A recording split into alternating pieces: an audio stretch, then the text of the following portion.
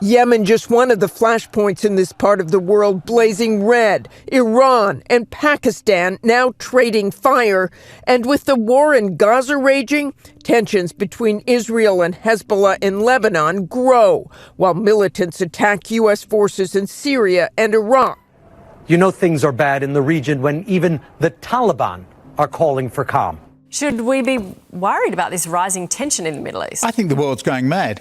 So, what started out as a conflict in Gaza, we're now getting more and more towards the border of India. Well, rebels are rising in the Middle East once again for the fourth time. The U.S. carrying out retaliatory strikes against the Iran-backed Houthis in Yemen.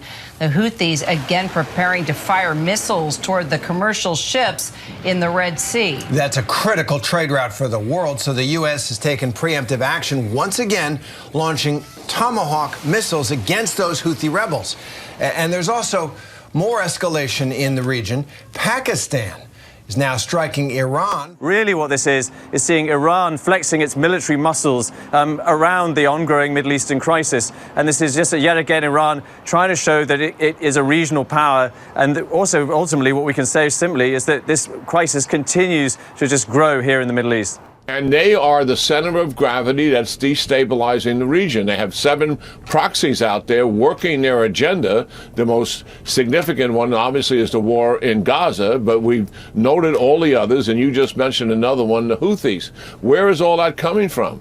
That is because Iran's objectives are very clear, and that is to dominate and control the Middle East, drive the United States military out of the Middle East, and destroy the state of Israel by weakening it politically, and people don't want to live there. So this is what is happening here. We are seeing a very dangerous back and forth unfolding between two nuclear states. Well, what you have to realize, that Pakistan's attack on Iran is unprecedented. I can't remember this ever occurred, especially a missile strike against an Iranian village. And that's because earlier this week, an Iranian strike targeted what Tehran claims was a Sunni militant base in this area of Pakistan. That's in addition to airstrikes that the regime launched late Monday in Iraq and Syria, also a response to the terror attack in Kerman, which has now been claimed by the Islamic State. All of this is part of a wider explosion of violence across the region.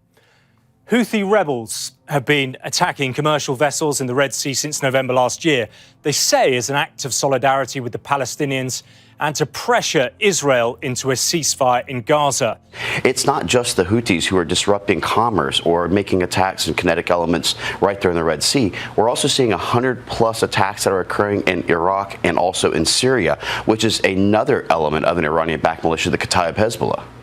You mentioned the Houthi terror designation and that it was just reinstated to a certain extent. The Biden administration has designated your group, the Houthis, as a terrorist organization. What is your reaction to that? We would say to Biden, this label should be given to Netanyahu, he says.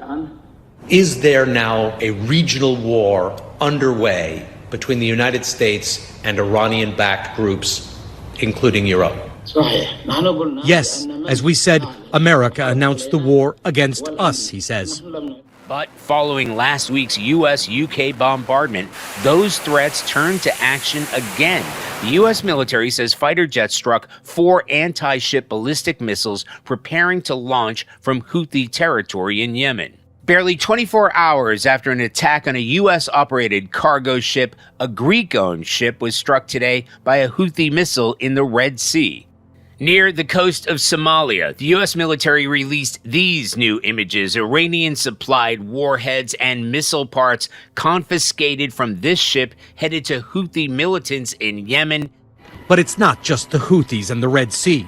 War is spreading across the Middle East, with the U.S. at the center of it.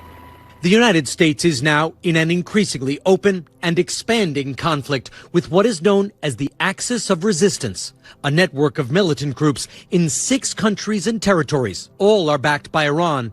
2 weeks ago, in an Iranian city called Kerman, the Islamic State group carried out the biggest bomb attack in Iran in decades, and Iran retaliated with strikes in Syria aimed at what it claimed were Islamic State positions. There were also missile strikes in Iraq, targeting what Iran claimed was an Israeli spy base. Iran also claims that Israel and the US were, in part, responsible for the Kerman attack. Iran's provided no evidence for either allegation. Iran is relevant to other escalations in Iraq too. In recent weeks, there's been an increase in attacks by Shia militias on US forces in Iraq. Those militias are backed by Iran. Then this week, another layer of complexity was added. NATO is calling up almost 100,000 troops for its biggest drills in almost 40 years. As the war between Russia and Ukraine rages on, NATO is stepping in to remind Moscow of its military capabilities. The alliance launching what it calls Operation Steadfast Defender 24, its biggest series of joint exercises since the Cold War. The goal, rehearsing how American troops would reinforce European allies in countries bordering Russia if the conflict in Ukraine expands. They'll be deployed along an eastern front stretching thousands of miles. NATO is hoping it's enough to deter Russia from targeting a member nation. And officials say drills like these wouldn't have been possible a few years ago, but Moscow's invasion of Ukraine united the alliance against a common adversary. That is a record number of troops that we can bring to bear and have an exercise with in that size.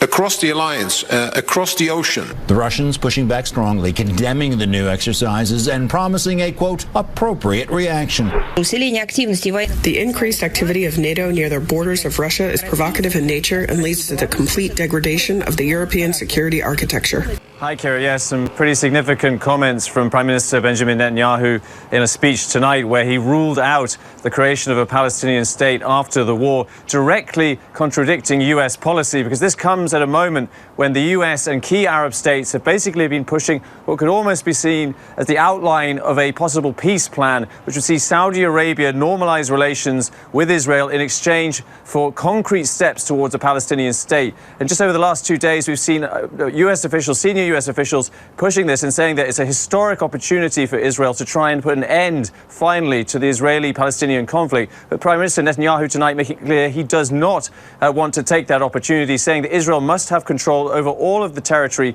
from west of the River Jordan, making a Palestinian state impossible. And so this is obviously going to become a major problem for the Biden administration, where there is clearly a huge divide between what the Israeli government currently wants after this war and what the U.S. government wants.